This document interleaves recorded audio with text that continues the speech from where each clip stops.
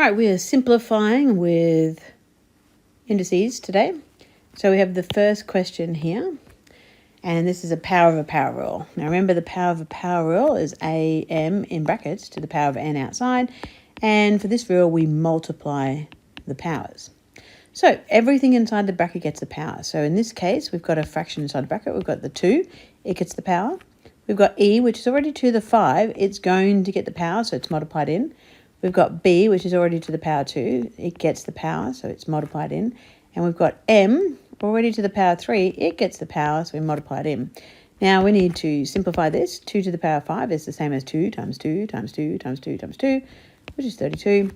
E, 5 times 5, 25. B, 2 times 5, 10, all over m, 3 times 5, 15. Now at this point, you have a look and you see if you've got any similar letters on top and bottom. We've got E, B, M. None of them are the same, so there's no more simplifying there. And then just look to see if you have a fraction. This is just 32 on 1, so that doesn't simplify. So this is the actual answer to that first problem. All right, for the second one here, we're going to take it in steps. So the first thing we want to do is get rid of those brackets. So remembering from the first problem, everything inside gets that power. So we have 4 squared, it gets the power 2. M is already to the power 2, we multiply in the 2. And then E, already to the power 4, multiply in the 2. Now we can look at the next bit. The 2, well, there's no power, there's nothing there to do, simplify, so we'll just times 2. M to the 0. Now remember the rule, A to the 0 is always equal to 1. So that's the same as 2 times 1. And then in this last bit, there's nothing to simplify. We have 2 E 10 over 4 M 7. Now we could have written 1 over half, but that's okay. Well, we don't need to. So we can go back here and we can start writing this down. Let's simplify this first bit. 4 squared, 16. M, 2 times 2, 4. All over E, 4 times 2, 8. Times. Now, let's do some cancelling here. We could actually multiply this 2 by this 2. So 2 times 2 is 4, and we're dividing by 4 here. So they all just kind of cancel out. So what we're left with is E to the 10 and M to the 7. Now we want to simplify. So the 16 stays alone. We've got M to the 4 on top, and it's being divided by M to the 7. Now remember your rules. If it's A to the M divided by A to the N, we minus the rules. So we've got 4 minus 7. And then we've got E on top, 10. And again, same rule. E is on the top.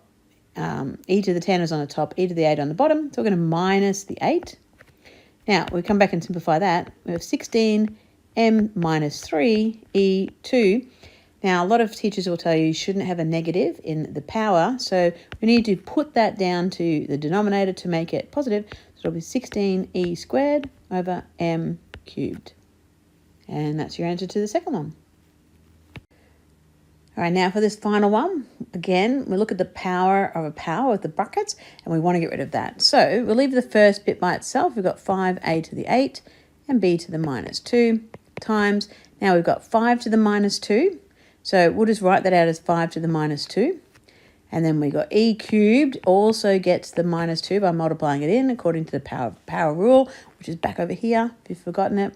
And then we have a squared, again, multiplied by the minus 2. Now, let's simplify that before we do anything else. We've got 5a to the 8, b to the minus 2, times 5 to the minus 2, e to the minus 6, and a to the minus 4. Because it's 3 times minus 2 for the e, which is minus 6, and 2 times minus 2 for the a, which is minus 4. Now, what happens to those negatives? Well, it's the same as in this second question here. To make a negative positive, we move it down to the denominator. So let's do that with all these negatives. So we have 5a to the 8 on top, and the b minus 2 goes down to the denominator and becomes positive. Then we've got times. Now, 5 minus 2. So the minus will send it down to the bottom. So we would have 5 squared. But we know that 5 squared is actually 25, so we can write that instead. Then we have e to the minus 6, so we'll put a times in here. So e, and instead of negative 6, it's now positive 6 because it's on the denominator. And then we have another letter A, and moving it down makes it positive 4. Now, what goes up the top? Well, nothing's left there, so we just put a 1. Now we can start doing our maths. Right, so We've got 5 on 25, which we know simplifies to 1 on 5. We've got A8 on top and A4 on the bottom. And according to this rule over here, when you're dividing by the same base, we subtract. And then we've got B squared on the bottom and E to the 6 on the bottom. Now, they're not the same letter, so we can't do anything. There's nothing on the numerator, so there's no cancelling or anything like that. So that's where we're left. Now, we know that 8 take 4 is 4. We don't need the 1 there, so we can just write A to the 4 over 5B squared E to the 6. And that's the answer to our third problem. Hope this helps you with your indices.